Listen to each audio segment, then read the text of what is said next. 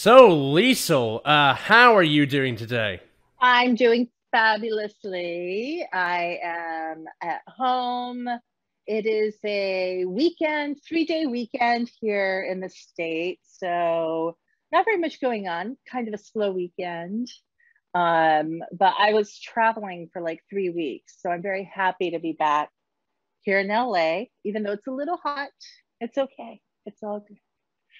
Well, so the first question I have to ask you today is sort of how did you get into this whole voice acting sort of work? I believe it sort of came from your old radio DJ days. Yes. I heard you mention a little something about radio. I was also a radio girl, a DJ. I started off when I was about 18, 19, working actually on the programming side for a really big radio station in Japan called J-Wave. They launched, and I was part of I was part of the morning show. And that kind of led to me watching, our morning man who was kind of, I don't know if you know do you know who Casey Kasem is? He was like super big in radio. He did the countdown show. This broadcasts in, I don't know, 5,000 countries around the world, even though there aren't 5,000 countries. But so he was kind of, like that in Japan. And I would watch him every day come to work and just have such a joy and love for what he did. And I thought, oh, I love music. Maybe I can try that. And so I started kind of doing, for like pirate radio stations in Tokyo. I started to do some DJing and kind of get to know a little bit more about how to be a DJ and, blah, blah, blah, how to run a board and all that. And after quite a few auditions, I finally got a radio show on J-Wave. And then that led to me working in radio for 15 to 20 years. Maybe 15 years. But anyway, that, of course, when you're on the radio, you get people coming up to you and saying, hey, I know you're on radio. How would you like to do some voice acting on the side? Or, and so someone actually gave me their information. And then through that, I went around and, registered with all the voice agencies in Japan. And that led to me getting a lot of video game work and just all other kinds of voice acting work. Let's maybe speak about one of your most famous roles that you did, which was Sarah Bryant in Virtua Fighter. Firstly, Yeah. how did you get that role? And yeah, what was it like voicing her? So I think, if I'm correct, which I mean, this was years ago. So the first time I got Sarah Bryant was, I believe, through a demo audition. An agent who both, Eric and I work with, who, of course, Eric Kelso, my brother in crime, Jackie Bryant. Um, so she basically sent in a demo of some of the stuff that I've done until then, like just samples of my voice. And that's how I got the initial job for Sarah Bryant. Um, I didn't really know very much about Virtua Fighter at the time, but I was doing lots of Sega work. So I would go to the Sega studios in Japan all the time. So I was very excited about that, first and foremost, because I loved working with Sega. And the people, like the engineers knew me. And so it was a very comfortable working atmosphere. Um, and then, I kind of got to know a little bit more about Virtua Fighter, a little bit more about my character. And of course, she's an awesome character, like video game character. She's very sassy, which I love because I think that I'm probably quite sassy to, to some people as well. So it was a very endearing character to me. So yeah, I loved it. I was super happy to be able to do a female fighting character, because of course I have another character that I do, that I've done, that's also a very strong female fighting character. And it's just in so many ways, I don't know, it's just very empowering and just so much fun to do these ladies who can totally kick butt. So yeah, I love it. And speak to me about the other lady fighting character, Nina Williams, which is in Tekken.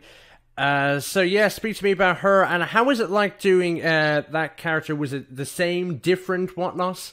I would say that they have, if you just look at them, um, they kind of look similar. I mean, actually, I don't think Nina's very tall. I think in her real life, yeah, I think she's only like 5'5" or something. And I believe, isn't she Irish? I believe she's from, originally was supposed to be from Ireland. So obviously I didn't even try to attempt a, Irish accent, but and then Sarah Bryant is much taller, but they both like blonde, gorgeous bodies, gorgeous faces, just gorgeous. Very muscular too. But I think that their character, like their personalities, are quite different. To me, Nina Williams was a lot more complex of a character. She was more serious, I felt. So she had these cheeky lines that she would say, like, isn't it past your bedtime? And all those fun lines that I absolutely loved recording. But at the same time, I felt like she definitely had much more of a seriousness to her than Sarah Bryant. Sarah Bryant, I think, is a lot more playful, and maybe part of it too is the backstory where, Anna is actually a mother, and there's a lot going on with her family, and with like betrayal and her sister and whatnot. I mean, there's a lot going on with Sarah Bryant's backstory too, but I feel like maybe there's a little bit more of a darkness, and not in a bad way, but kind of a darkness that comes from having lived Nina's life in the story. So I do think they're different, but they do have a little bit of smartassness to them, which I love. And that's his name. Yeah. Another one of the characters that you did for these Sega games is Joy in Shenmue II. Speaking of sassy, yes. Another sassy one. Name me one you didn't do. Wasn't sassy. Yeah. But with that game, there was much more dialogue. It wasn't just little sounds like "Hia, ka, ha." It was much more fleshed out. So what was it like doing much more heavy dialogue with Joy? Doing Shenmue was obviously a very different animal. Even though, I mean, Yu Suzuki also created Virtua Fighter, but I felt like the approach to the game was just completely different, and the way it was recorded was completely different. Because there's so much dialogue, and because I did, excuse me, because I did Xiuying and I did Joy, I think I had to go to the Sega Studios for like a month and a half. It was like quite an intense recording schedule. But one of the great things about Shenmue was that we did get to banter off each other, so I did get to go into the studio with Corey or like other voice actors. And that was a lot of fun because obviously when you do a lot of the video game work, you just go in yourself and then you record everything and you never get to see or interact with anyone else from the game, right? When they're recording. So the Shenmue experience was very different in that aspect. And what was also interesting was because Yu Suzuki is such a just like this artist. I mean, he's just so immersed in the project. So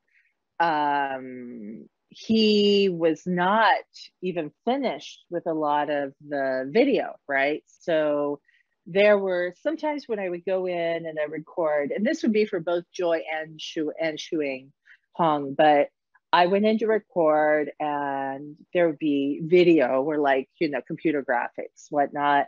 But then sometimes it would be just sketches because it hadn't been done yet. And so that was also kind of interesting, to experience. Because usually with video games, more or less, they've already finished the project and then they just have to put on the vocals, after that. But with that was kind of a work in progress. And so that was kind of fun and cool.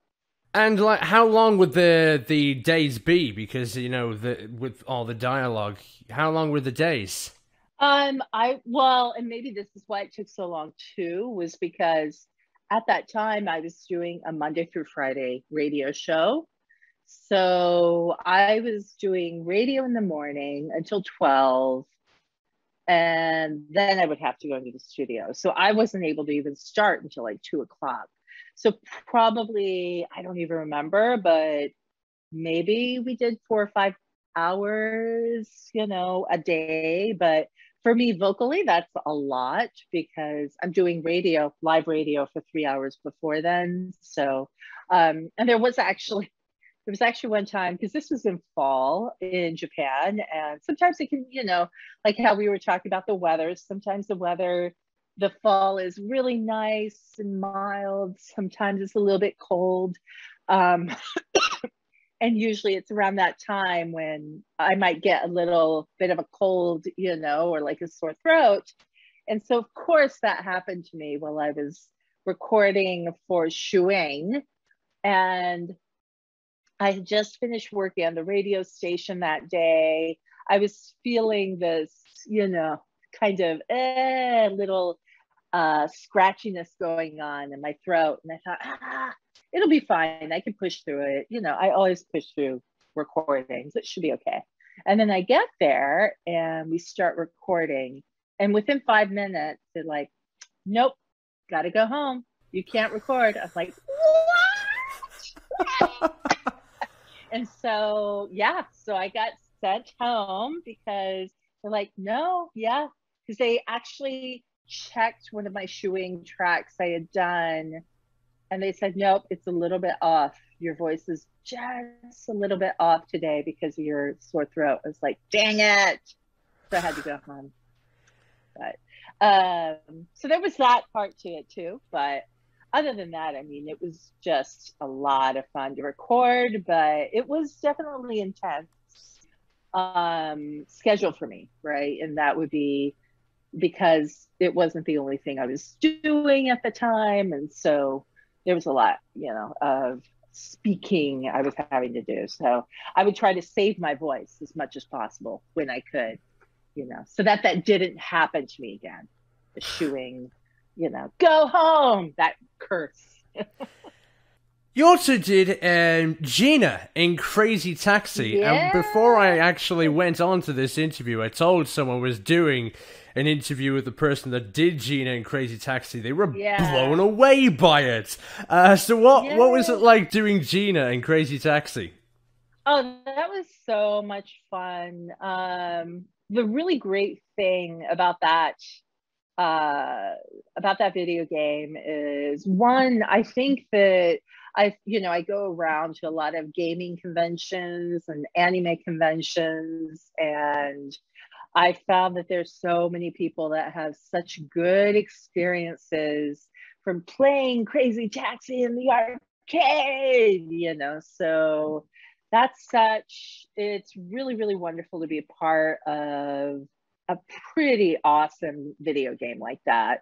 But also, one of the reasons that I loved being a part of that game was one of my other very good friends from radio, from J-Wave, his company was actually helping to cast for the video game. So I was approached by them actually And, they said, hey, Lisa, we want you to come in and to record. I'm like, oh, yeah, sure, absolutely. So I went in there, recorded, found out that, Brian Burton Lewis, who does the narrator of a Crazy Taxi, he was in it too, which is also a very funny kind of interesting coincidence because Brian and I have known each other since we were kids, right? So our parents knew each other. I used to we would go to summer camp and I would have to kind of watch over him sometimes. So, there was all this kind of family aspect to the behind the scenes of Crazy Taxi. So that's one of the things that I love about that game. Another thing is, though, that is actually the first game that I ever heard my own voice on. I was going on a date with a guy that I just started seeing, and he was really into video games. And so we were going to go see a movie, and he's like, oh, but wait, I want to show you this game. There's this new game that I just love. And, so we go to the arcade. He's playing this game. I'm listening to, and I'm thinking, God, that voice sounds really familiar. And then, what do you know? I was like, what? Oh my gosh, that's me. And yeah, I was totally freaked out. It was so weird to hear your own voice, coming from arcade game. But so that was the first time I ever heard my voice in something like that. So yeah. Excuse me, I have a bit of a cough, but yeah, it was great. It was great to be a part of that for sure. And what a crazy but weird way to hear yourself in a video game for the first time. Yeah, totally. And a lot of people, when I tell them that story, a lot of times people follow up and be like, so what'd you do? So did you try playing the game? I was like, no, of course not. I was like, we're leaving. Come on. And I left. I was like, oh my gosh, it's so weird. It's so funny. But yeah, I mean, it was just, I don't know, it was just kind of bizarre, it's one of those things where I think even in radio, I was that way a lot. And, I've done a lot of TV commercials, especially in Japan. And, even with video games, it's still kind of weird to hear your own voice sometimes. It's like, you're your own worst critic, I think, sometimes. Yeah. That's funny that you wanted to just walk away and not listen to yourself in Crazy Taxi. Whereas when I spoke to Eric, did he play video games that he was in? He said that he one time went into an arcade to play, it was either Virtua Fighter or Tekken, just to hear his voice and leave. Yeah, no, I don't know. But I don't know. I mean, I understand that aspect too, because he was probably curious, as to how it sounded. I think that if I had known that was the game that I worked on, maybe I would have been curious. Maybe I would have done the same thing. But I think just because it took me off guard and it kind of freaked me out, I was like, wah! And I just left. So I don't know. But yeah, I totally get what Eric did too. You also did some non-voiceover related stuff. You actually were doing live action acting, especially for the Bill Murray movie Lost in Translation. So firstly, what was it like being in a movie that Bill Murray happened to be in as well? And secondly, where can people find you in that movie? It was awesome to be a part of that movie because first of all, it's an independent film, and it's, Sofia Coppola used to go to Japan a lot. She would accompany her, at the time, boyfriend and fiance and then husband, Spike Jonze, right? So he was always getting hired to do these really big commercials or music videos for Japanese artists and whatnot. And so she would accompany him on his trips. And that that whole story about Lost in Translation kind of spurned from that part in her life, right? It was kind of inspired by that. So I thought that that was kind of cool. But working with Bill Murray, because my scenes are with Bill Murray, and it was amazing. Like, he just was so gracious, and they had a really tough schedule. So they filmed the movie, I want to say, in 2.5 or 3 weeks. So they were doing the night. So during the night is when all the hotel scenes take place. And then, of course, they still have to do the day scenes in Tokyo and whatnot. So they were working like nonstop, right? It was a really, really tough schedule.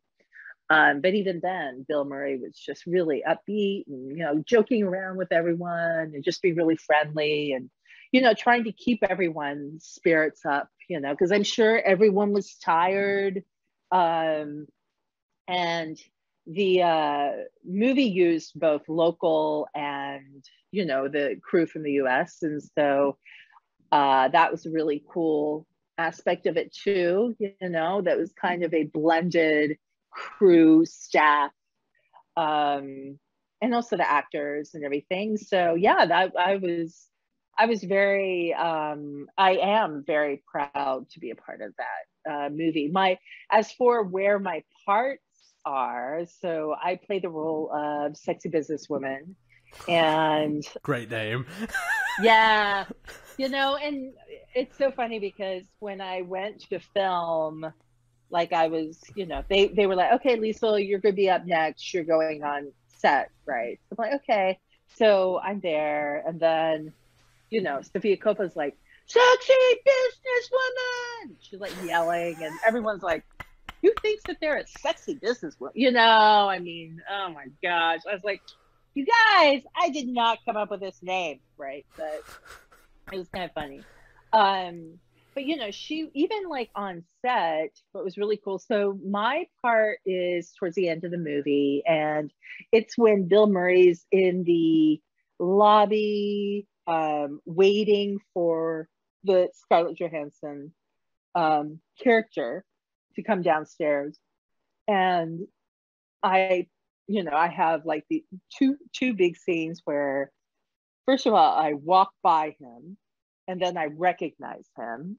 I'm like, oh, I know who that is. And then that connects to when he's in the lobby and he's waiting and he's there with the client, Suntory, but he's waiting for Scarlett Johansson. And then I come up and start talking to him. So, I'm like sitting here like, oh my gosh, what are you doing here? I'm such a big fan, kind of thing. And he's like, oh, leave me alone, woman. I'm waiting for Scarlett Johansson. But it was really fun. Yeah, it was a fun movie to be a part of, and it was really cool to see as well where, Sofia Coppola really wanted Bill Murray to be in that movie, and the condition for that Bill gave her was, I will do it, but I'd like to also have a little bit of say sometimes in the dialogue that my character does or what he says. And so there was also this very interactive spirit in the film where, Sofia Coppola would, would be directing, and then Bill Murray would go over there and say, why don't we try it like this? Blah, blah, blah. And so they would, change it up a little bit. So that was also kind of cool to see. So technically, in a way, Bill Murray was also the partial director as well, the co-director. I don't think he would say, I mean, it probably wasn't that often. I think it was more just about like his part, his character, right? So, and I mean, even really with, I remember, when I did the audition for my part and I got the part and I came for the day of filming, I remember Sofia Coppola saying to me, So these are the lines, but as long as you say something like this, you don't need to do verbatim what this says, right? So I'm like, oh, okay, cool. Yeah, no problem. Right. But so I think that she's a very gracious director. Like, I think she's always very open to feedback. And especially, I mean, when you have someone like Bill Murray, why wouldn't you? Because he's just such an incredible entertainer, actor. So, yeah. Yeah. Not only have you done voices in English, you've also done voices in Japanese. So what was it like doing all those Japanese stuff, and what sort of notable ones did you do? I've done especially a lot of commercial work in English and Japanese, or in Japanese. Um, One of I guess, as far as commercials, one of the big ones that I did was for Nissan. It was for a new car that they were coming out with. And so that commercial was all done in Japanese. To this day, I don't know why they chose a quote unquote gaijin, or foreigner, because that was probably one of the hardest jobs I've ever done in voice acting, because they were very picky about the nuances and the accents, like where you put the accent on where, on what word and everything. And oh my gosh, it was just, the director was drilling and drilling it into me, and I literally almost broke down in tears at one point, because I was just like, I can't do this, but super proud of what ended up happening, like the end product. But um, as far as Japanese, like, characters, probably the one that everyone would recognize would be Batsmaru, Bad Batsmaru from Sanrio. He is the best friend of Hello Kitty.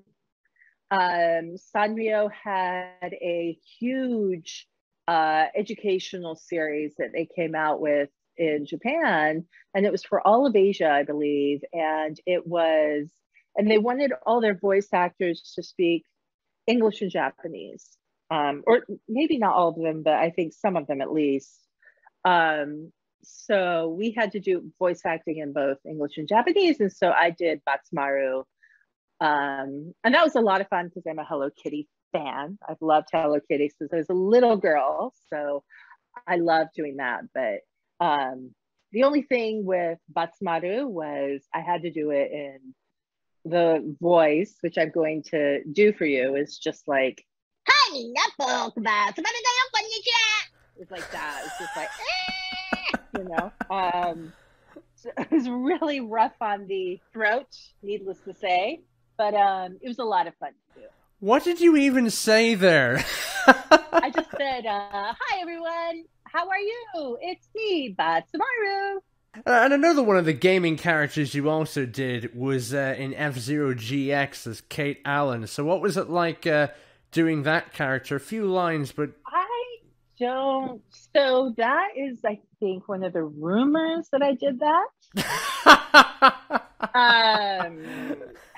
Yeah. And I've been asked if I did that many, many times. I don't know if I did or not. It's kind of a weird situation, and I don't know if, Eric kind of covered this, but when we would do, well, first of all, when we did auditions, we would never get any information about the projects, right? And then when we would get the audition and we would actually start recording, we would never know. Even then, we wouldn't know a lot of times the title of the project.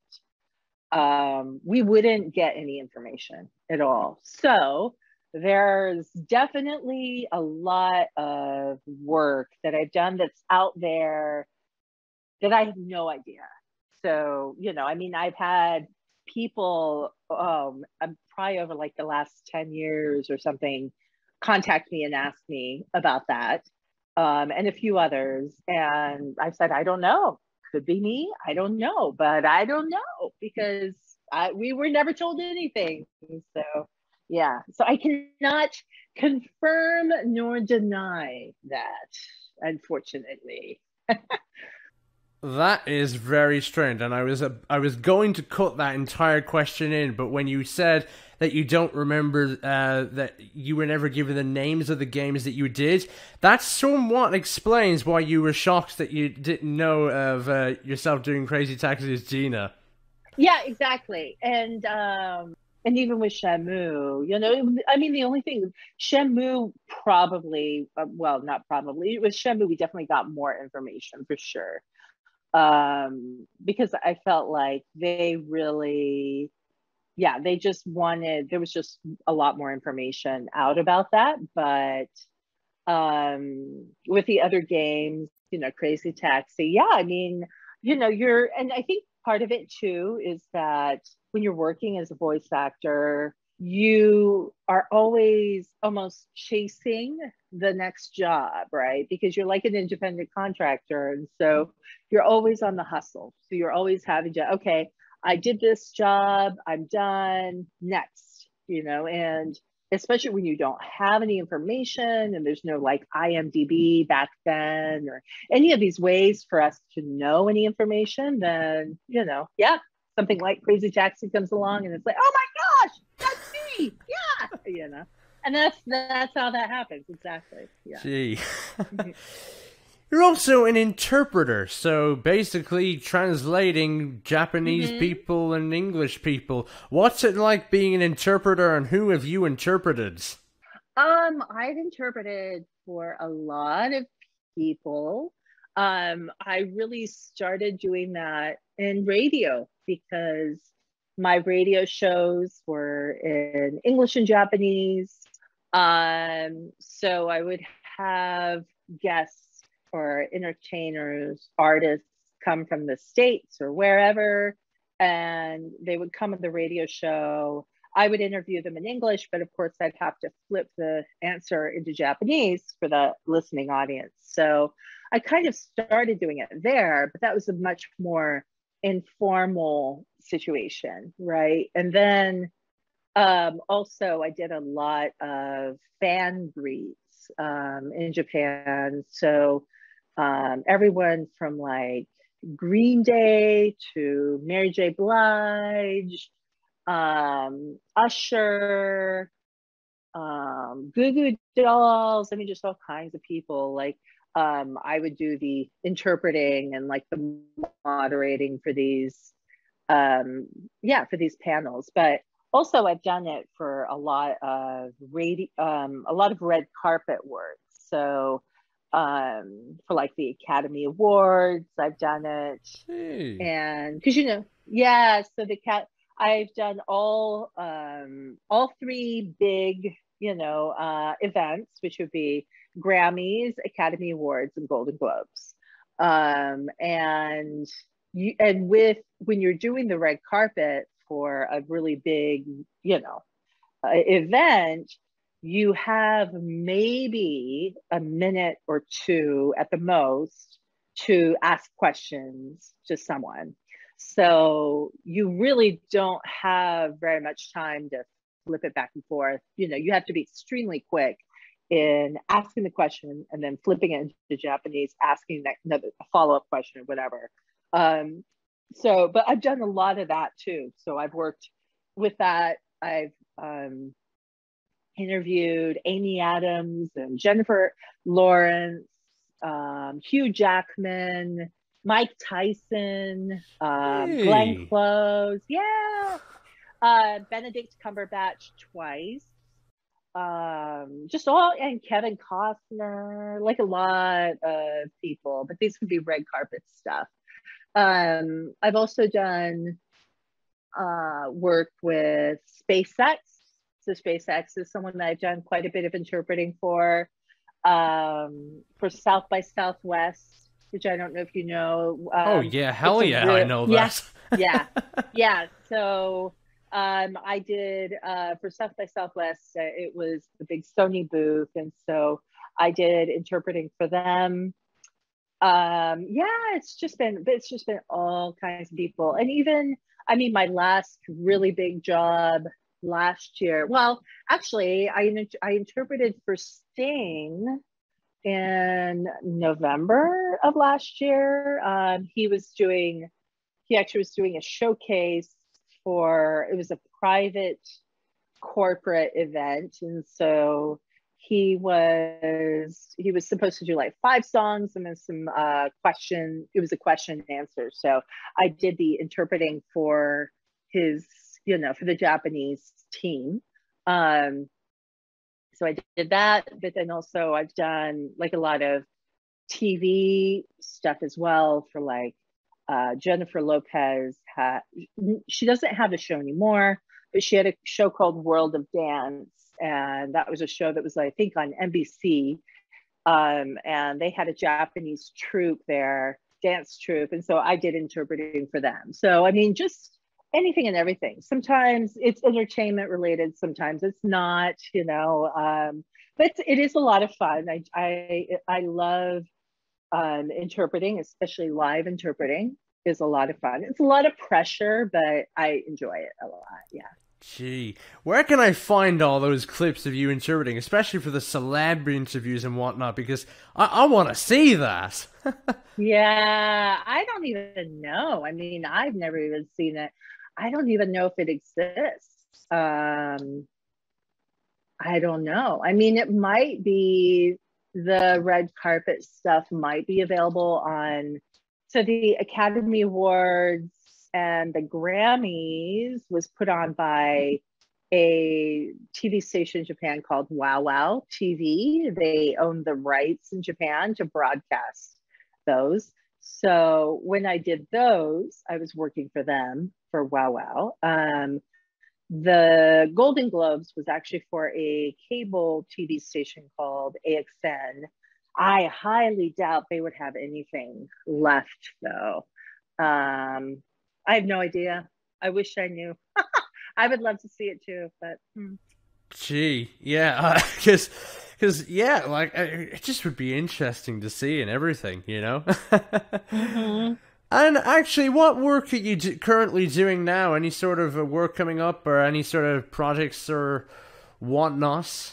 There are a couple things that, there's one or two things I can't really talk about just because they're kind of in the beginning stages. I am, but what can I talk about? I am doing some interpreting. I've been doing some interpreting for SpaceX recently. Again, for a trip around the moon that's going to be happening in 2023. And they are right now going through some candidates that might be going on that moon, going on the spaceship. So I've been helping out with that a little bit.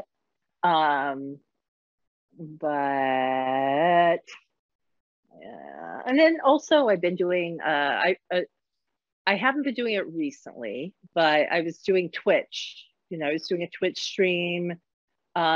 Just about to ask you about that. Yeah.